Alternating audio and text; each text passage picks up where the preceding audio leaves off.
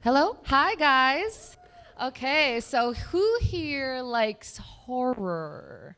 Can we have some? Okay, okay. Well, I have the awesome Kane Hodder here. If you would like to come on up and join me.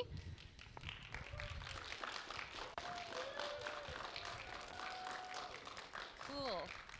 I'll get on this one. You can have middle stage. Middle? Right here, right next to me. Okay. Thank you. Yeah. Cleared the room out when I showed up, didn't it? Only this one is exclusive. This is exclusive horror Okay. fans. All right. So I think we're all familiar with what you do on screen. Most of it is for Jason Voorhees, Friday the 13th. Correct me if I'm wrong. I mean, that plus the Hatchet movies, Right. of course. Right. Yeah. Yeah. Which Which one have I killed more people in? Hatchet. Oh, really? There's 4 of each film, but my per movie average went down with Jason Goes to Hell because average. I barely killed anybody in that movie. Okay, okay. Well, was there anything different about playing those two, I guess, leads that you had to do differently, maybe? You guess leads? They're leads. Yeah. I didn't know if maybe lead was the right word to use, but it's obvious. There's similar because neither of them speak, and different because you see Victor's face, as hideous as it is, not covered by a mask. So, but they're very similar in their actions and stuff. Right. And the only difference that I consciously made when I started playing Victor Crowley is that as Jason, I never once ran as the character. I always fought against that. Just, I don't know, just my opinion of it was that I don't think Jason would ever be so worried that he would have to run. Now, I know it's ridiculous because they sprint and I walk slowly and I still catch them, but I think that's always a common theme. They're like, how did he catch him and he wasn't even running? exactly. Yeah. So I never ran as Jason, but when we're talking about the Victor Crowley character, I thought he could run. Okay. So I ran a few times as Victor, but I made it a weird run. Yeah. Not, Victor's not going to be sprinting. And so I made him run, but in a creepy way, I thought. So those were conscious decisions. Where you had a little bit of leeway with that? Did they Oh, kinda... a lot.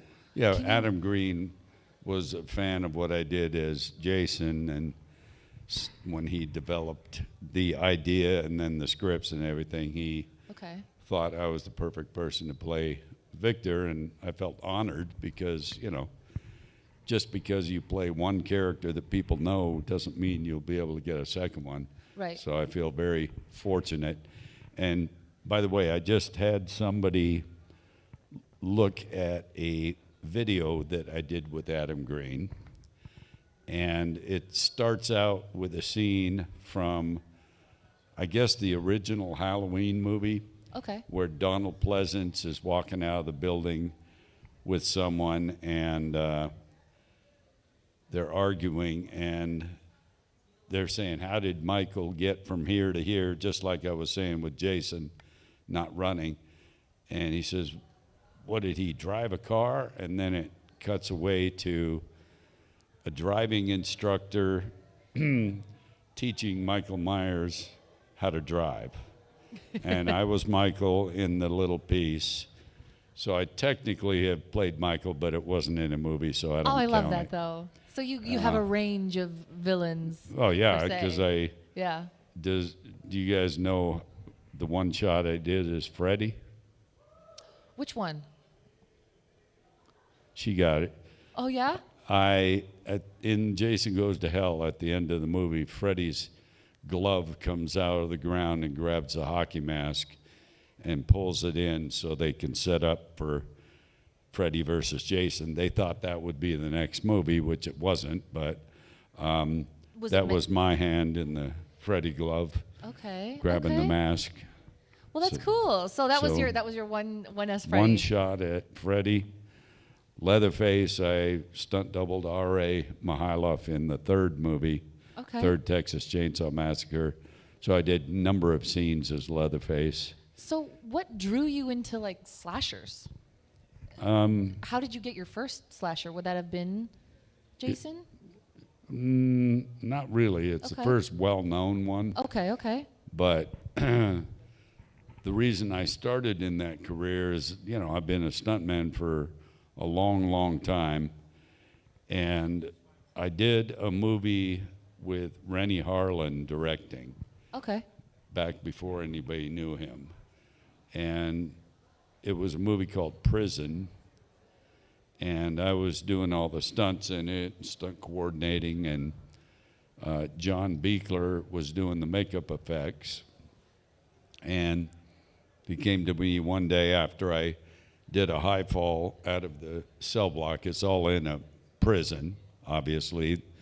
You can tell by the title, but I did a high fall off the upper tier, and then we're, straightening up everything in the landing area and stuff.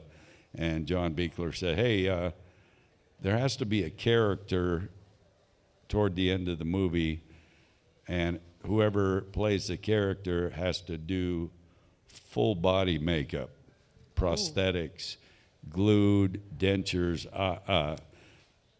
lenses, prosthetic glued all over my head, including a bodysuit. And I only worked as a character for 2 days, but John Beekler was really happy with the performance. He wasn't directing the movie, but he was doing the makeup effects, and he loved how I embodied that character. So because of that, the following year, John was hired to direct Friday the 13th, Part 7, and they started discussing who do we want to play Jason, and John absolutely insisted that it be me based on the performance in Prison. And I was like, wow, that would be amazing, because I've loved watching that character. Yeah. And you can imagine if you enjoy watching a character in several films and now you're the person playing that character, it was an incredible feeling. And Paramount kept saying, I think we need a taller guy. And John said, nope, this is the guy, trust me. And, they did trust him, and obviously it worked out well it showed him that he was right, because I did that movie and then the next 3. Right. As Jason. Nobody had ever done that. Hadn't even done a second movie, and still, I'm the only person that played the character in more than one film. That's crazy. But based on that, I loved playing the character in Part 7, and a lot of good stunts to do again. And I figured, well, I'm one of 7 guys now that has played Jason, not expecting to do another one. And the next director, Jason Takes Manhattan, said, I want Kane again. And fortunately for 4 films in a row, that's the opinion the directors had. So right. that's how I started. So having so many Jasons like before you, there's a lot of debate about which Jason is the best. What do you think makes yours stand out? Just because maybe you did the 4 films, or maybe something? I mean, that's part of it. Yeah. Obviously, nobody can dispute that I'm more Jason than the other guys. I mean, just based on that. But for me, the character choices that you made, maybe. Yeah. Like, it's very hard to be scary in a movie without your facial expressions and your voice. Do that? So it's all about how you move and how you stand. And I had seen other people play characters like that, and to me it looked like they were trying too hard, and it looked phony. And you thought it has to look scary, but not look like you're trying to be scary. Sounds simple, but it really isn't. So I think that maybe put me in a different category because it didn't look like I was acting. That's what I Okay. was told anyway. Right. And you know, I also, you probably heard this story, but when I first was trying to develop how I was going to play Jason once I got the job, because we had a few weeks of pre-production, Right. and I would put the entire costume on just for makeup tests and, you know, put some stuff on film and see if we liked it. And I thought when Jason is just motionless staring at you, it looks like it could be a mannequin or a Right. dummy because you don't see anything. I kind of, it maybe brings it into being more of a surprise when he maybe does move, and a little bit more Yeah. scary like that, like the jump scares. I mean, slashers known for jump scares. But I always Things like wanted that. the character to look like he was about to explode at any moment, even though he's motionless staring at somebody. So that's when I tried the breathing thing that I've come to be known for, just the heaving chest and everything. Then he's still basically motionless, but he looks like he's about to fuck you up. Okay, I love that. I love that. And, So that was a little so- bit of a conscious decision. I love. Yeah, Yeah. it's just one thing I added. So Right. And I have one more thing to ask you. If anybody else has questions, think of them right now if you got any. Because I was about to ask how when you were talking about how you get into like the costume and the makeup, how long did that take? Was there anything that was particularly like annoying that you had to very much. Maybe the whole thing, the mask? That was the tough thing with part 7, was that the makeup process was 3.5 hours. Oh, wow. Every day. Just sitting in the chair for 3.5 hours before you start to work. And every day that I was in the makeup, yeah, that's how it was. And Yeah. even took an hour and a half to remove it. Oh, wow. So that's 5 hours out of your day in the makeup chair It's not even. without even shooting anything. So even when you're done for the day, you're not done for the day. You got another Yeah, hour. you gotta remove That's it. Crazy. That's crazy. And I think the look of Jason was really amazing in part 7 because, Right. and as a stunt person, it was difficult because when you do a stunt, you need to have the best vision you can. Right. So in part 7, one eye was completely covered with the prosthetic because the eye was missing. Right. Right. So that's covered. The other eye has a cloudy, yellowish lens to make the eye look weird. So you have barely any vision, and you have to do pretty tricky and Yeah. dangerous stunts. So that was Yeah. a challenge too, Wow, that's crazy. Well, that's brave, I feel. or Right. stupid. I don't know.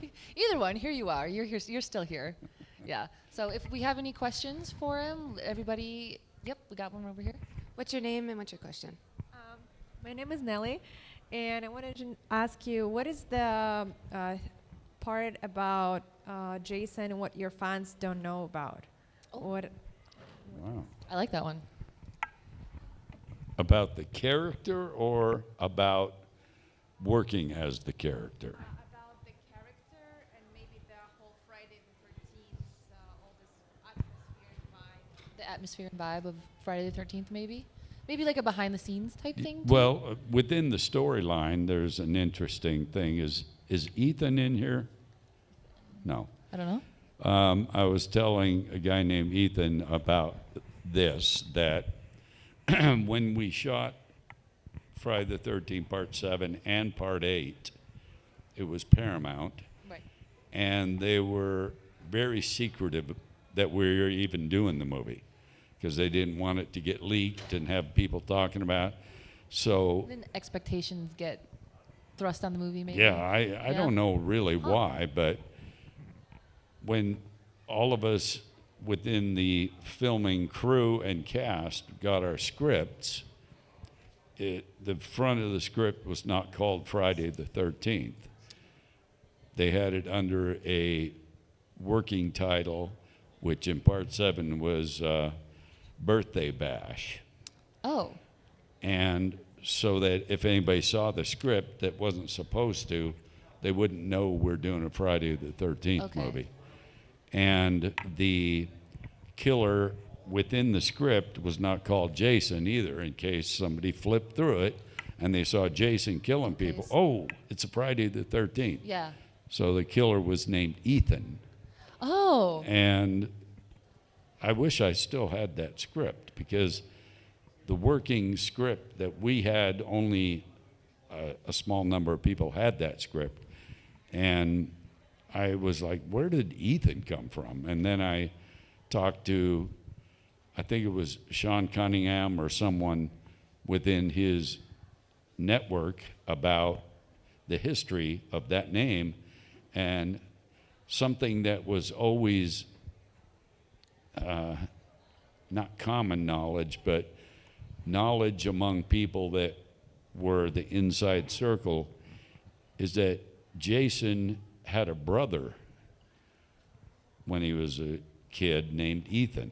oh, okay. And Little bit they've of never lore. explored that in any of the movies, which I thought would be cool if they did.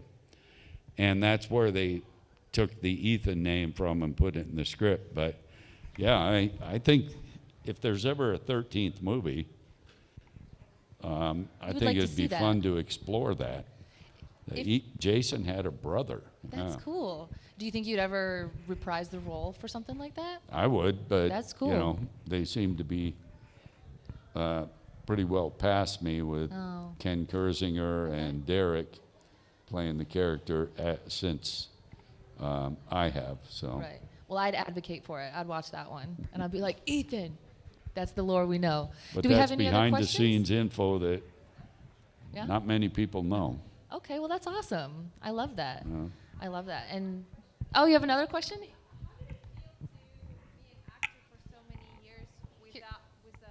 There's, if yeah. Without your face shown, like so only with mask, and you know that you can't really do anything with your face. Yeah, so you, I do think you even if- like if- your face is always poker face, or do you actually have something behind, some face expressions behind your mask? When you- So Even though you were wearing a mask, do you Even think though you you were ever had a wearing the facial mask. expression Yeah. going on underneath, or were you kind of just oh, I did. And if you remember, the mask comes off and you see my entire face. And what I liked about the makeup was that if I opened my mouth, you could see my teeth opening and closing through the hole in my cheek, because the dentures I wore went outside my cheek, so that if I did that, I would do it here. So, Wow. yeah. So you did see Jason's face, but just Yeah. not mine. Yeah. And I think some actors would have been like, hey, man, I make money with my face. I want it to be seen. But, you know, I'm a stunt guy, and I was just happy to be able to do anything like that, because Right. usually I'm just, you know, falling off a building or flipping a car or being on fire. So I wasn't never expected to sign an autograph ever until that first movie. And, you know, it was not anything that was disappointing. It was more of a challenge, I thought, because like I said, you don't use your face or your voice. Not easy. right? And do you think that there's something that you would have liked more if your face was a little more known from the movie, or do you feel like you like kind of having like a little bit of an incognito look, having Yeah, a I face don't that doesn't mind match your being character? Under the radar a little Yeah. bit. Yeah, under It the was radar. never a motivation, really. Yeah. Once, you know, it happened and then people started knowing what I looked like, Yeah. that was fine, but it wasn't anything I ever really pursued. And because of playing that character, I've had a lot more really cool acting jobs that I've been able to do. As some of you already know, I just finished last week an episode of Dexter. Okay. And yeah, All right. I love that. and that's just my face there. So Okay. Okay. You know, I can't talk about my character or the storyline, All but right. We'll see it, though. but you'll see it. We'll be watching out for it. I know I'm It'll gonna be. surprise you when you see the episode. Okay, awesome. Well, thank you so much for being here and talking to us and Thank you, guys. answering some of the questions. Are you going to be out at your booth a little bit later? Yeah, I'm going back to the table if Okay. anybody. Awesome. So if you wants guys have, to. if you guys have any more questions for him, feel free to go meet him at his booth, do some conversing a little bit. But thank you again. Yeah. All right, give him a hand.